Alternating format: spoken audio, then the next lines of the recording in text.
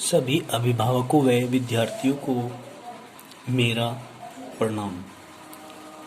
देखिए, आज हम फिर आप लोगों के साथ कक्षा द्वादश में पीडीएफ के पेज नंबर 4 पर संयोजकता टॉपिक को पढ़ने जा रहे हैं। इससे पहले के टॉपिक हम पढ़ चुके थे लास्ट वीडियो में। अब इस वीडियो में हम संयोजकता, जिसको हम वैलेंसी बोलते हैं, VALENCY, वैलेंसी। देखिए, वैलेंसी टॉपिक इस चैप्टर से संबंधित करके पढ़ने से पहले हमें वैलेंसी के बारे में पता होना चाहिए कि वैलेंसी होती क्या है, संयोजकता क्या होती है। देखिए, किसी भी तत्व या परमाणु के बाह्यतम कोश में उपस्थित उन इलेक्ट्रॉनों की संख्या जो बंध बनाने में भाग लेते हैं, उन्हीं को ही हम वैलेंसी या संयोजकता कह देते हैं। देखिए, बाह्यतम कोश में उपस्थित में इलेक्ट्रॉन जो बंध बनाने में भाग लेते हैं, संयोजकता कहलाती है। उनकी संख्या यहाँ ऐसे लिखेंगे, उनकी संख्या संयोजकता कहलाती है। क्लियर। अब पेज नंबर 5 पर आते हैं हम। इस लेसन से रिलेटेड करके हमें संयोजकता को पढ़ना है। क्या कहेंगे कि इस वर्ग के सभी तत्व 3 संयोजकता प्रदर्शित करते हैं।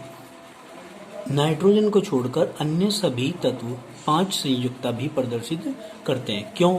क्योंकि नाइट्रोजन के अतिरिक्त अन्य सभी तत्व डी उपकोष रखते हैं और इस एस उपकोष का इलेक्ट्रॉन ऊर्जा को प्राप्त करके जो एस ऑर्बिटल के इलेक्ट्रॉन होते हैं वो एनर्जी को गेन करते हैं और क्या करते हैं, उत्तेजित अवस्था में आ जाते हैं। ठीक है जी, क्या कहा? उत्तेजित अवस्था, एक्साइटेड, ई से मतलब एक्साइटेड स्टेट में आ जाते हैं, डी उपकोष में चले जाते हैं। इस प्रकार 5 अयुग्मित इलेक्ट्रॉन हो जाने के कारण, क्या कहा, 5 अयुग्मित इलेक्ट्रॉन हो जाने के कारण किसको छोड़कर? नाइट्रोजन को छोड़कर 5 इलेक्ट्रॉन हो जाने के कारण, बाकी के बाह्यतम कोश में अयुग्मित 5 इलेक्ट्रॉन हो जाने के कारण इसकी संयोजकता 5 भी होती है। क्लियर। इस परिवार के तत्वों की हम बात कर रहे हैं। तो अब हम देखते हैं कि नाइट्रोजन है, यहाँ पर नाइट्रोजन, इसका इलेक्ट्रॉनिक कॉन्फ़िगरेशन करेंगे 1s2 2s2 2p3। तो हमने देखा कि इसमें p ऑर्बिटल के अंदर 3 इलेक्ट्रॉन है। इसका ऑर्बिटल डायग्राम बनाया तो ये, इसका ये और इसका ये। p में 3 ऑर्बिटल होते हैं, 3 ही इलेक्ट्रॉन हमने इसमें डाल दिए हैं। तो हमने कहा कि d ऑर्बिटल अनुपस्थित है, इसमें 7 है ना, छोटा है, परमाणु का आकार छोटा है, इसलिए इसमें d ऑर्बिटल अनुपस्थित है। तो हम कहेंगे अतः अयुग्मित इलेक्ट्रॉनों की संख्या इसके अंदर 3 है, इसलिए संयोजकता भी 3 होगी। अब जस्ट नेक्स्ट जो एलिमेंट है इस फैमिली का वो है फास्फोरस। फास्फोरस का होता है 15, 1s2 2s2 2p6 3s2 3p3 और 3d इसमें होता है, लेकिन उसमें इलेक्ट्रॉन नहीं होते। तो हमने क्या किया, ऑर्बिटल डायग्राम बनाए इसके ये बने। हमने इनका बनाना है, केवल आउटर मोस्ट सेल का ही ऑर्बिटल डायग्राम बनाया करते हैं। तो 3s में 2 इलेक्ट्रॉन हो गए, इसको हम 3s लिख देते हैं। इसको हमने 3p बोल दिया और इसको हमने 3d बोल दिया। इसमें कोई भी इलेक्ट्रॉन नहीं है। फिर हमने क्या किया, यहाँ से इलेक्ट्रॉन, ये ग्राउंड स्टेट की बात कर रहे हैं, मतलब आधा अवस्था की बात कर रहे हैं। किसकी? आधा अवस्था, जो प्रारंभिक स्थिति होती है उसकी बात कर रहे हैं। अब हमने कहा कि एनर्जी ले करके एस ऑर्बिटल का इलेक्ट्रॉन डी ऑर्बिटल में चला जाता है, एनर्जी को ले करके उत्तेजित होकर के डी ऑर्बिटल में एंटर कर जाता है। इसलिए अब अयुग्मित 1 2 3 4 5 ऑर्बिटल अयुग्मित ऑर्बिटल हैं और इनके अंदर अयुग्मित इलेक्ट्रॉन है। इसीलिए हमने कहा कि डी ऑर्बिटल इसमें उपस्थित है, अयुग्मित इलेक्ट्रॉनों की संख्या 5 है, इसलिए संयोजकता भी 5 होगी। क्लियर हुई ये टॉपिक आपका। अब आगे चलते हैं। नेक्स्ट टॉपिक आता है इस चैप्टर से संबंधित ऑक्सीडेशन स्टेट, जिसको हम ऑक्सीकरण अवस्था कहते हैं। देखिए, विद्यार्थी ध्यान रखेंगे, जैसे ऑक्सीकरण अवस्था इन्होंने लिख दिया, लेकिन इसको इन्होंने अंग्रेजी में नहीं लिखा। अंग्रेजी में लिखना जरूरी होता है आप लोगों के भले के लिए, जिससे कि आप लोगों के लिए आसान हो जाए, इसलिए इसको अंग्रेजी में जरूर लिखते हैं। यहाँ लिखेंगे ऑक्सीडेशन स्टेट। अंग्रेजी में बोलते हैं इसको ऑक्सीडेशन स्टेट। क्लियर हुई ये बात। अब देखिए ऑक्सीडेशन स्टेट क्या होती है। इस वर्ग के तत्वों की विभिन्न ऑक्सीकरण अवस्थाएं निम्न प्रकार से हैं। कौन कौन सी हैं? देखिए नाइट्रोजन है, नाइट्रोजन की -3 भी होती है, -2, -1, +1, +2, +3, +4 और +5 तक ये ऑक्सीकरण अवस्था प्रदर्शित करता है। ठीक है। फास्फोरस की बात करते हैं तो -3, +3, +4, +5 करता है। आर्सेनिक -3, +3 और +5 ऑक्सीडेशन स्टेट तक शो करता है। अगर हम एंटीमनी की बात करते हैं, एंटीमनी की बात करते हैं तो +3, -3 और +5 तक ही ऑक्सीडेशन स्टेट शो करता है।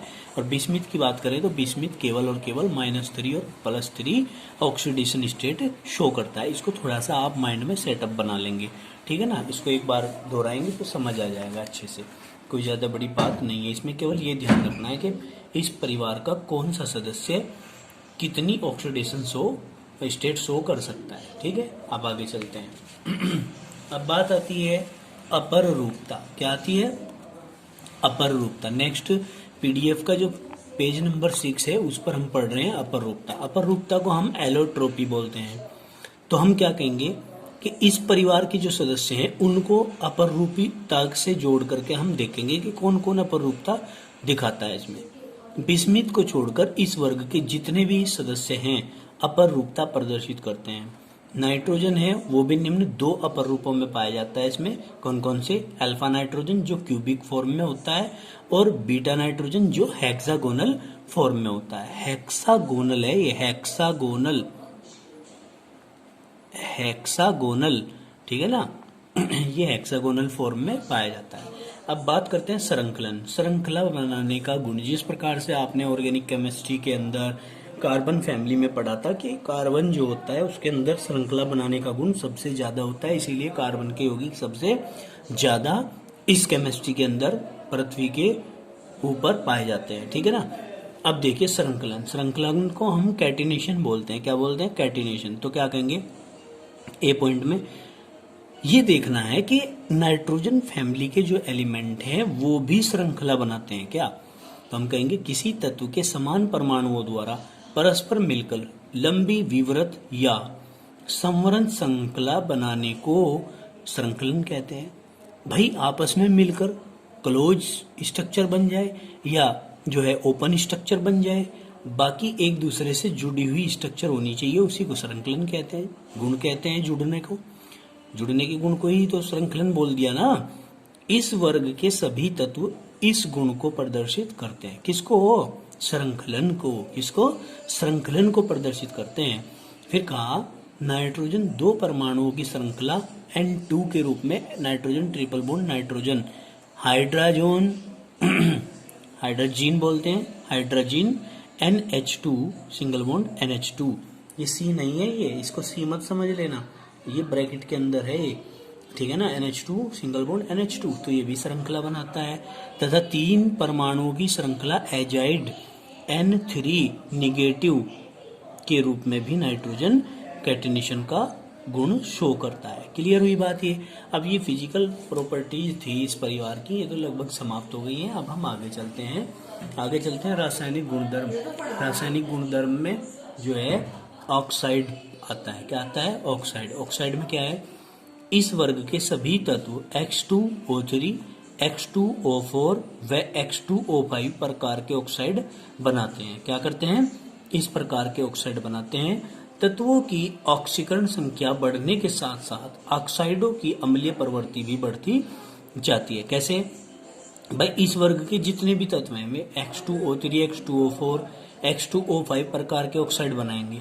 तत्वों की ऑक्सीकरण संख्या जैसे जैसे बढ़ेगी अब उनके ऑक्साइडों की अम्लीय प्रकृति भी बढ़ती चली जाती है। ठीक है। ऑक्सीकरण संख्या बढ़ने के साथ साथ देखिए नाइट्रोजन है, nitrogen N2O, NO, N2O3, N2O4, N2O5 प्रकार के ऑक्साइड बनाता है। तो देखिए क्या कहा, ये जो 2 ऑक्साइड है नाइट्रोजन की, ये तो उदासीन है, ठीक है ना। आगे बढ़े, ऑक्सीकरण संख्या बढ़ी, ऑक्सीकरण संख्या बढ़ी तो हमने कहा अम्लीय लक्षण बढ़ता है। आगे की ओर जाते हैं तो अम्लीय लक्षण इसका बढ़ रहा है। फिर फास्फोरस की बात करते हैं। फास्फोरस जो है केवल P2, ये P4O6 यानी कि इसको P2O3 भी कह सकते हो आप, P2O4 भी कह सकते हो आप, क्योंकि 2 से इसको डिवाइड करेंगे तो P2O4 हो जाएगा। ये वैसे P4O8, P4O10 प्रकार के ऑक्साइड बनाता है और जैसे जैसे आगे की ओर जाएंगे तो अम्लीय लक्षण इसका बढ़ेगा। क्लियर। आर्सेनिक की बात करते हैं तो AS4O6, AS4O8, AS4O10 आगे की ओर चले तो क्या हुआ, अम्लीय लक्षण बढ़ा। SB ने क्या किया, SB4O6, SB4O8, SB4O10 आगे की ओर चले तो अम्लीय लक्षण इनका भी बढ़ रहा है। और बिस्मिथ जो है आपका, बिस्मिथ Bi2O3 केवल एक प्रकार का ऑक्साइड बनाता है जो कि अक्षारीय होता है। क्लियर। अब इसी कड़ी में हम आगे बढ़ते हैं, ये पढ़ते हैं ऑक्सी अम्ल। क्या पढ़ते हैं, ऑक्सी अम्ल। हम कहेंगे इस वर्ग के सभी तत्व ऑक्सी अम्ल बनाते हैं। नाइट्रोजन के 2 ऑक्सी अम्ल प्रमुख हैं। नंबर 1 नाइट्रिक अम्ल, दूसरा होता है नाइट्रस अम्ल। पेज नंबर 7 पर देखेंगे। पेज नंबर 7 पर क्या कहा कि नाइट्रोजन जो बनाता है, एक तो ऑक्सी अम्ल बनाता है HNO3, दूसरा बनाता है नाइट्रस अम्ल HNO2। नाइट्रिक अम्ल HNO3 एक अस्थायी अम्ल है। कैसा, एक अस्थायी अम्ल होता है, ये स्टेबल एसिड होता है, जबकि नाइट्रस अम्ल HNO2 एक अस्थायी अम्ल है। ये क्रिया करता है ऑक्सीजन के साथ एटमॉस्फेयर की और HNO3 में ही बदल जाता है ये, ठीक है ना। इसलिए ये अस्थायी है, कुछ ही समय के लिए इस एटमॉस्फेयर के अंदर HNO2 फ्री फॉर्म में रह सकता है, नहीं तो ये वाटर के साथ में क्रिया करेगा या फिर जो है इस एटमॉस्फेयर की ऑक्सीजन के साथ क्रिया करेगा तो HNO3 की ही फॉर्म में चेंज हो जाएगा। फिर हमने कहा हाइड्राइड क्या है ये। अब ए पॉइंट, इस वर्ग के सभी तत्व MH3 सहसंयोजक रचना के गैसीय हाइड्राइड बनाते हैं। क्या बनाते हैं, सहसंयोजक रचना के गैसीय हाइड्राइड बनाते हैं, जैसे NH3, PH3, ASH3, SBH3, BiH3। ये अमोनिया, फास्फीन, आर्जिन, स्टेबिन,